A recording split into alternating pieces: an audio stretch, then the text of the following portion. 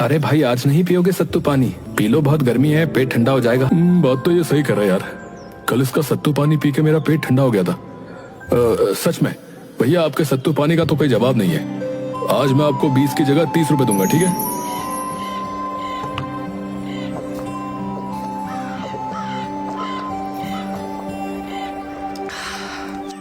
ग्राहक आज कन्हैया को 20 की जगह 30 रुपए देकर जाता है।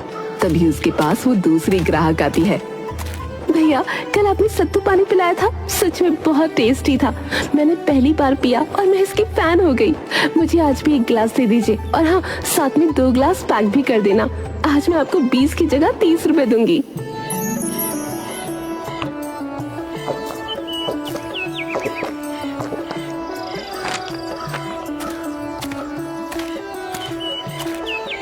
कन्हैया वैसा ही करता है।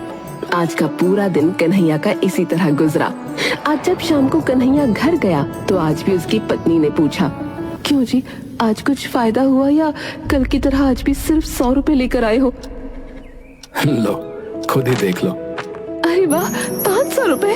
इन पैसों से मुझे उम्मीद की नई किरण दिखाई दे रही है जी। अगर ऐसे ही सब कुछ चलता रहा तो हम अपनी बेटी का इलाज करवा पाएंगे। हाँ प्रेमा, तुम सही कह रही हो।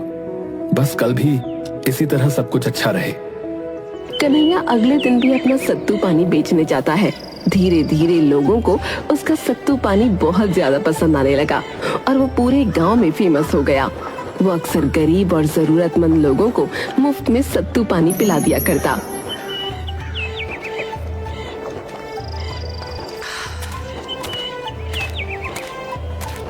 अम्मा, इतनी गर्मी में कहाँ जा रही हैं? घर में बेटे नहीं है क्या?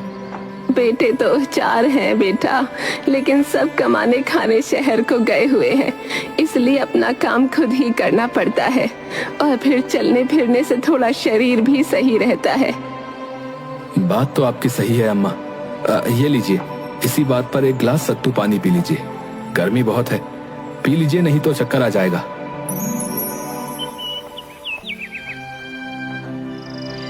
जुग जुग जियो बेटा, तुम्हारे जैसे इंसान आजकल धरती पर बहुत कम बचे हैं। कन्हैया खुश होकर आगे बढ़ जाता है। देखते ही देखते 1 महीने का समय बीत जाता है। कन्हैया के पास अब इतने पैसे थे कि वो अपनी बेटी का इलाज करवा सके। वो अपनी बेटी का इलाज करवाता है। देखना प्रेमा, अब हमारी बच्ची बिल्कुल स्वस्थ हो जाएगी। आप बिल्कुल सही कह रहे हैं जी। आप एक बहुत अच्छे पिता हैं। मुझे माफ कर दीजिएगा। दुख की घड़ी में मैंने भी आपको बहुत खरी खोटी सुना दी, लेकिन मैं क्या करती, मैं बहुत परेशान थी। कोई बात नहीं प्रेमा, हमारा रिश्ता इतना भी कमजोर नहीं। आखिरकार मेरी मदद भी तो तुमने ही की है ना।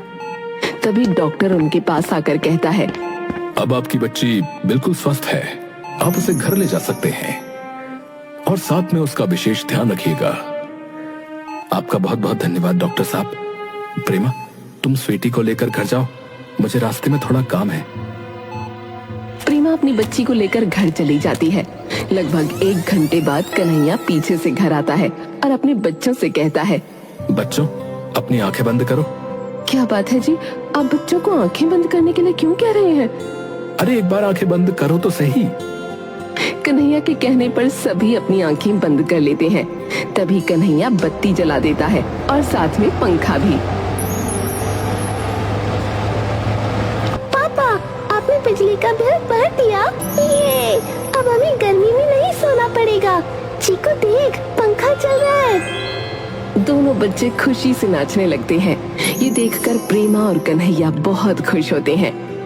मैंने कभी सोचा भी नहीं था कि इतनी छोटी सी चीज मेरे बच्चों को इतनी खुशियां दे सकती है। सुनो प्रेमा, तुम भी अपनी आंखें बंद करो। मेरे पास तुम्हारे लिए भी एक सरप्राइज है। आप भी ना बड़े आए हैं इस उम्र में सरप्राइज देने वाले। अरे भाग्यवान, आंखें बंद तो करो। हाँ, अब अपना हाथ आगे करो।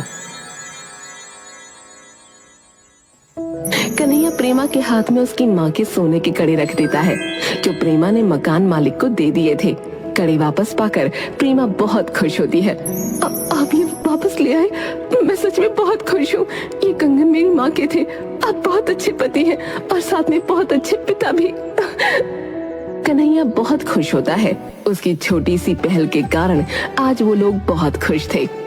उनके सर के सारे दुख के बादल छट गए थे और अब वो अपना सत्तू पानी का धंधा करके खुशी खुशी अपना जीवन व्यतीत कर रहे थे।